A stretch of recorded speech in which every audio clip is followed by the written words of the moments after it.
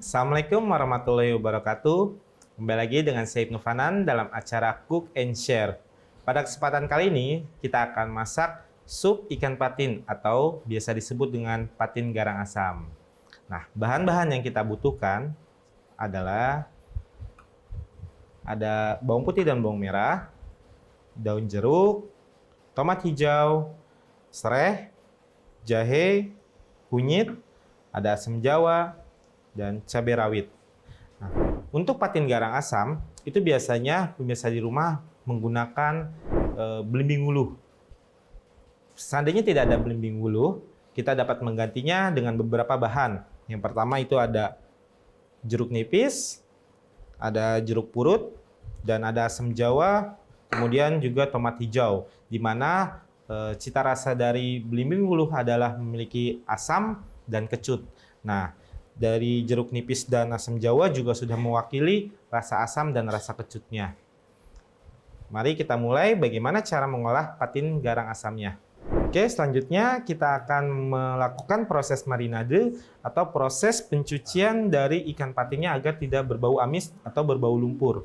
Nah, kali ini saya akan bagikan tipsnya bagaimana cara untuk menghilangkan bau lumpur atau bau amis pada ikan. Nah, untuk kali ini saya akan menggunakan ikan patin, namun pemirsa di rumah itu bisa juga menggantinya dengan ikan-ikan lainnya sesuai dengan ikan-ikan yang biasa pemirsa makan di rumah. Mari kita lakukan proses marinade untuk mencuci ikan patinnya agar dia tidak berbau amis. Yang kita butuhkan adalah jeruk nipis. Seandainya pemirsa di rumah tidak ada jeruk nipis, pemirsa di rumah bisa menggunakannya itu cuka, ataupun bisa menggunakan dengan apel juga bisa. Jadi apel, lemon, atau bahan-bahan yang memiliki rasa asam itu bisa digunakan. Nah, ini kita peras jeruk nipisnya. Setelah kita peras, kita tambahkan garam. Kita tambahkan garam sekitar setengah sendok teh. Fungsi garam di sini adalah untuk mengeluarkan cairan yang ada pada ikan. Nah, kemudian ikannya ini kita baluri dengan jeruk nipis yang sudah diperas dan garam juga. Oke. Nah, ketika proses ini harus kita simpan di dalam kulkas. Ya. Oke, untuk ikan patinnya yang sedang kita marinade itu kita simpan kurang lebih sekitar 15 menit. Selanjutnya yang kita akan lakukan adalah membuat air kaldu dari ikan patin. Bahan-bahannya yang kita butuhkan adalah bumbu kuning, di mana terdiri dari bawang putih dan bawang merah. Kemudian ada kunyit. Kunyitnya kita potong menjadi bagian yang lebih kecil. Oke. Selanjutnya ada jahe.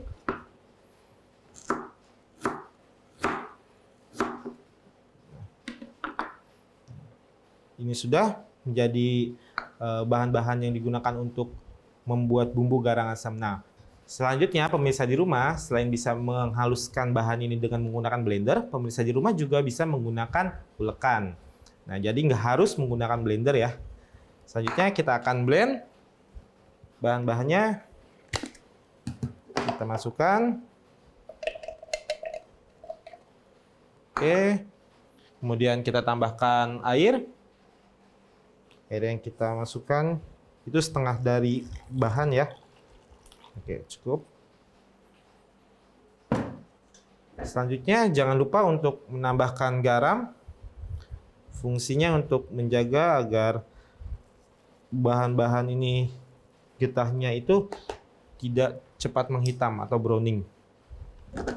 Oke. Ini kita tutup dan kita siap untuk blender. Kemudian bumbu ini siap kita untuk tumis. Jadi basicnya itu adalah bumbu dasar kuning yang ditumis, kemudian kita tambahkan itu air putih untuk bahan supnya.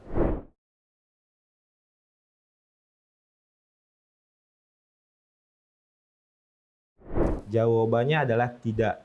Karena fungsinya minyak itu adalah untuk memberikan warna dan memberikan tingkat kematangan saja. bukan untuk memberikan tekstur ataupun menambahkan volume dari suatu bahan.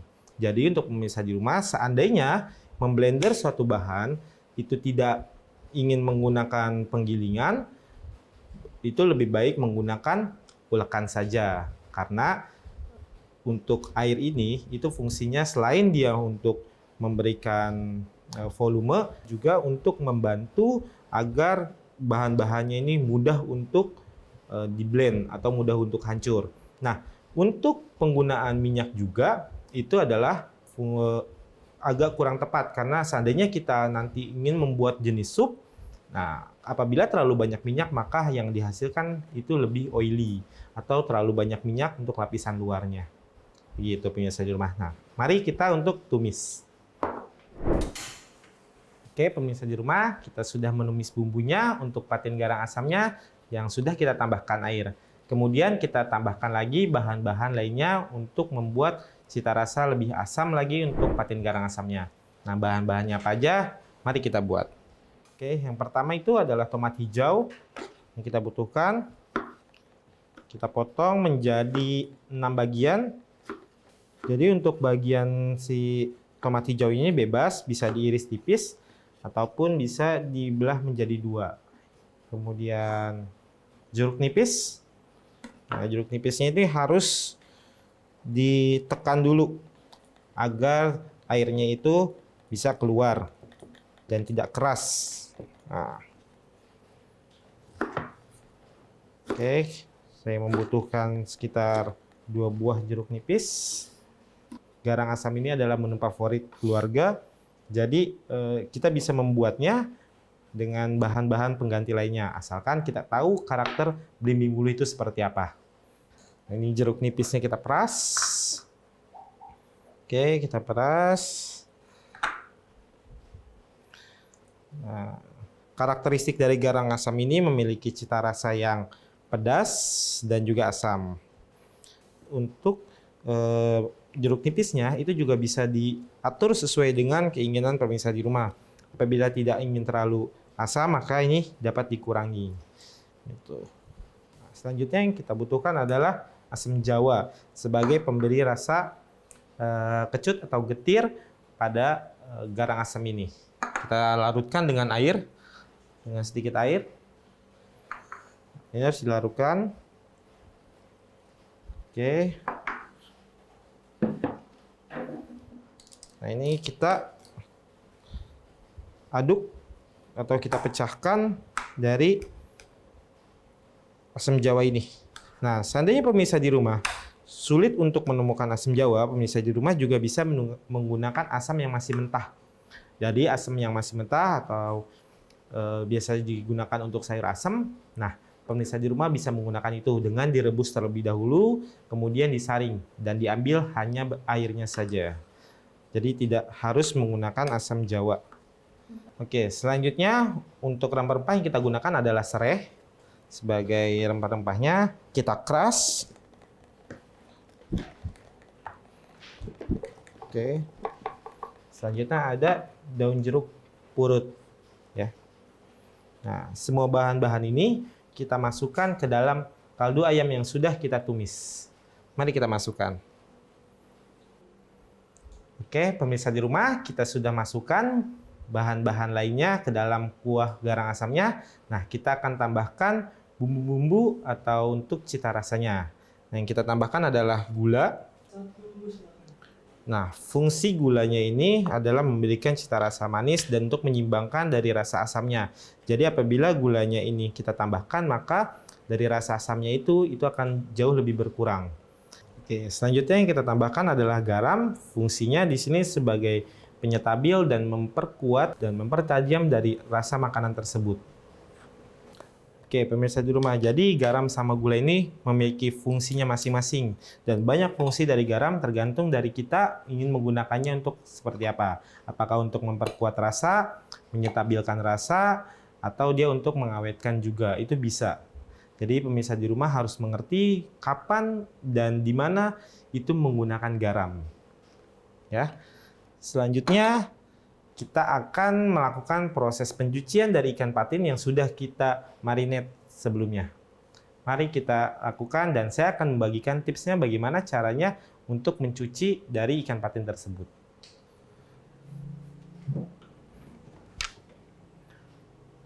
Nah, ini ikan patinnya yang sudah direndam dengan air garam dan jeruk nipis. Nah, selanjutnya kita akan bilas. Kita akan bilas dengan air. Oke, di sini kita masukkan air. Nah, jadi pemirsa di rumah jangan keliru lagi ya pada saat pencucian ikan. Jadi pencuciannya itu adalah ketika dia sudah dilakukan pemberian jeruk nipis dan garam, nah ini harus dibilas lagi. Jadi tidak bisa untuk langsung diolah, tidak bisa langsung direbus, digoreng ataupun dikukus. Jadi harus dicuci terlebih dahulu. Jadi juicy yang ada di ikan patinya ini juga sudah keluar. Oke, kita sisihkan. Nah, di sini bisa kita lihat, jadi ikan patinya sudah berubah teksturnya, di mana tekstur dari dagingnya ini sudah kering bagian luar. Jadi sudah juicy-nya dalam ikan patin ini sudah keluar. Dijamin ikan patin ini tidak akan bau amis. Oke, selanjutnya kita akan blanching ikan patin ini untuk membuang kotoran yang ada pada ikan patin. Oke, di episode sebelumnya saya sudah membagikan bagaimana caranya untuk blanching. Nah, kali ini saya akan mengingatkan lagi kepada pemirsa di rumah bagaimana cara untuk memblanching pada ikan patin ini. Mari kita lakukan. Oke, yang kita lakukan itu adalah menambahkan air.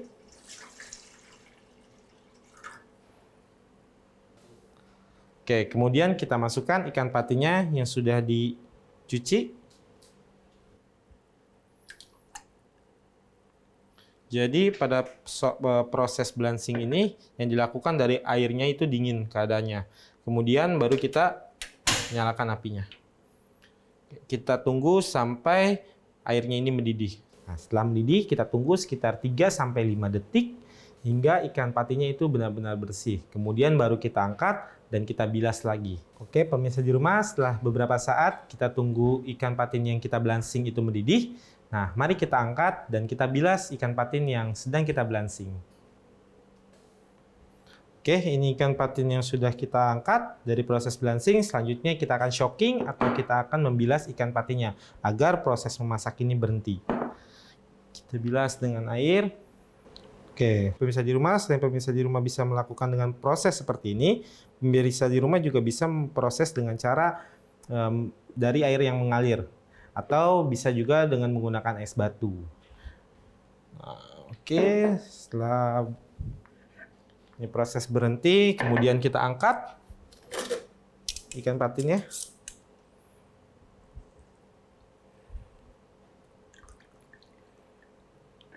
Oke. Kemudian ikan patin ini kita masukkan ke dalam kaldu sop garang asam yang sudah kita buat. Selanjutnya kita akan proses dengan teknik poaching. Teknik poaching adalah teknik untuk memasak di setengah bahan. Jadi apabila ikan patin ini kita masak, airnya itu setengah bahan dari ikan patin. Nah, untuk proses ini itu kita proses kurang lebih sekitar 20 menit dari ikan patin ini dimasukkan. Seandainya pemirsa di rumah itu masak dengan cairannya itu melebihi dari bahan, itu kita sebut dengan teknik simmering atau teknik untuk merebus namun keadaan cairan itu tidak mendidih. Oke, selanjutnya ini kita akan masak ikan patin dengan teknik poaching. Oke, pemirsa di rumah bisa dilihat kita masukkan ikan patinnya dengan keadaan setengah dari bahan makanan yang kita gunakan. Jadi cairannya itu hanya setengah bahan dari ikan patinnya. Nah, itu memiliki nantinya itu karakteristiknya itu lebih asam dan memiliki cita rasa yang lebih kuat. Selanjutnya yang kita lakukan adalah untuk menyiapkan kondimen atau isi yang dibutuhkan untuk ikan patinnya. Oke, untuk bahan isinya di sini kita menggunakan tomat merah, terusnya ada cabai rawit. Nah, seandainya pemirsa di rumah itu menggunakan lobak, wortel, terusnya bisa menggunakan zucchini mungkin. Nah, itu bisa. Jadi untuk bahan isinya itu sesuai dengan keinginan dari pemirsa di rumah. Namun untuk ikan patinya itu pemirsa di rumah bisa mengaplikasikannya dengan ikan-ikan lainnya. Tapi saya memiliki saran agar menggunakan ikan patin karena ikan patin itu kulitnya jadi sangat baik untuk kesehatan. Oke, kita siapkan untuk bahan isinya.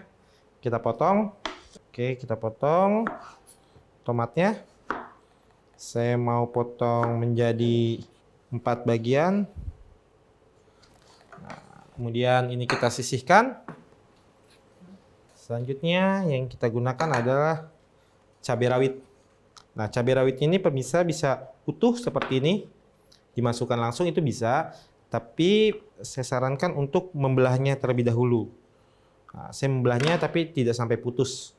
Hanya untuk memberikan rasa pedasnya itu lebih cepat untuk keluar. Oke, kita potong. Membutuhkan 4 buah. Nah, ini kita sisihkan juga. Kemudian jeruk purut. Nah, jeruk purut ini pemirsa di rumah bisa menggunakan bagian kulitnya ataupun bisa menggunakan cairannya juga. Jadi tergantung selera dari pemirsa di rumah ya. Nah, ini saya potong. Oke. Nah, jeruk purut ini akan saya berikan ketika finishing di akhir.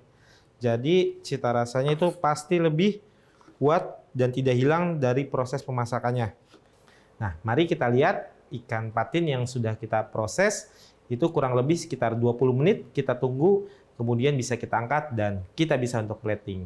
Ikan patinnya itu sudah matang, selanjutnya kita akan tambahkan cabai rawit yang sudah kita iris.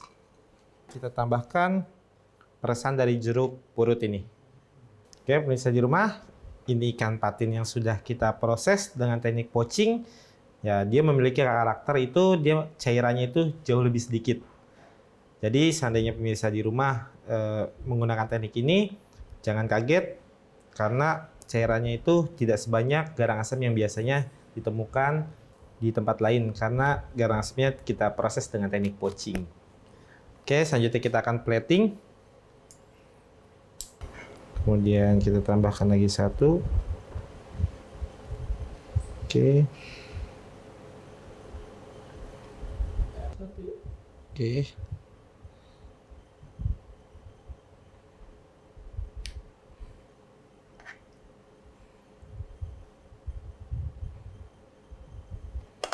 Nah, ini kita masukkan airnya.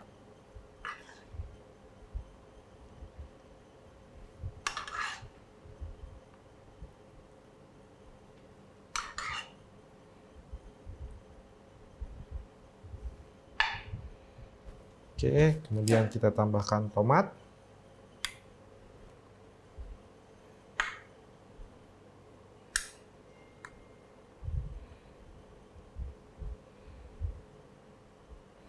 Dan terakhir, saya tambahkan garisnya itu adalah daun bawang yang sudah diiris, kemudian direndam dengan air dingin.